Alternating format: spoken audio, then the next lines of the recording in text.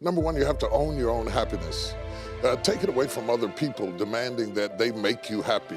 Your kids are not going to make you happy. Your spouse is not going to make you happy. A big house is not going to make you happy.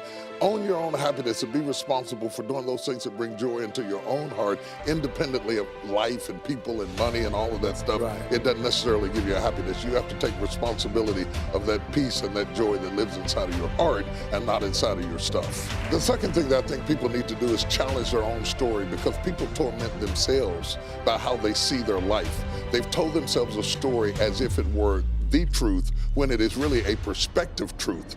And sometimes you've narrated a story that you beat yourself to death with. Challenge your own story. Change the way you talk to yourself about who you are and what happened to you and what you're going to do in your life.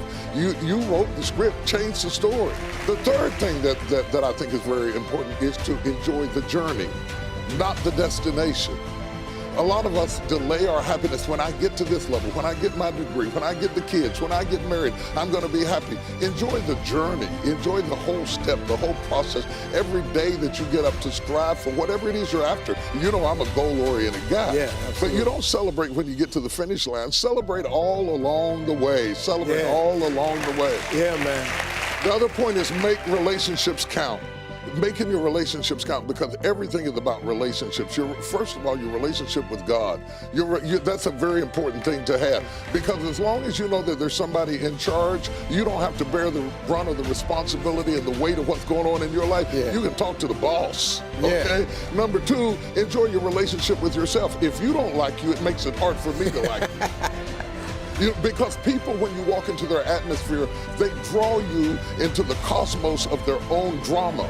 And if they're full of drama without you, when you come in, you become caught up in the cyclone of their drama. Yeah. Enjoy your relationship with yourself. And then anybody else who comes in, they enter into a party you already started. You understand? Yeah. And then the relationship with your kids, the relationship with your spouse, the relationship with your friends, taking time to enjoy the relationships, because there is no fruit. Nature teaches us that there is no fruit without relationships. You cannot be fruitful by yourself in business, in home, in life, in church. I don't care what it is. You are no more than the relationships you surround yourself with, and make sure that those are good ones. Balance work with play. You can't do all of either one and be successful. And to those whom much is given, much is required. And if you work really hard and you're a really diligent person, make sure that you do some play to balance your life out. If you play real hard but you don't work very much, you're going to be fun, but you're going to be hungry. You know what I'm saying?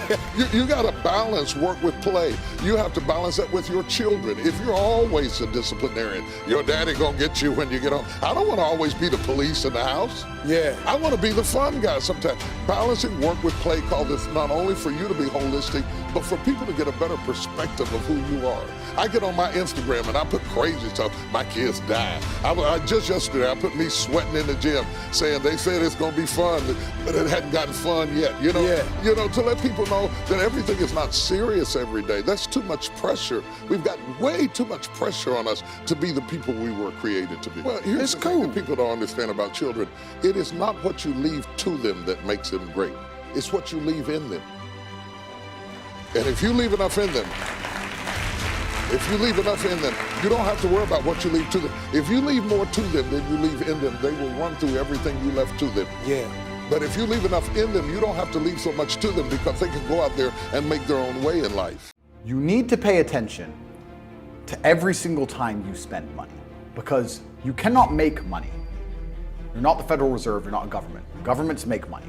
All of us take money from somebody else, or a business, or a government. We take money from other things. So the easiest way to learn how to get good at taking money is to pay attention to every time someone takes money from you.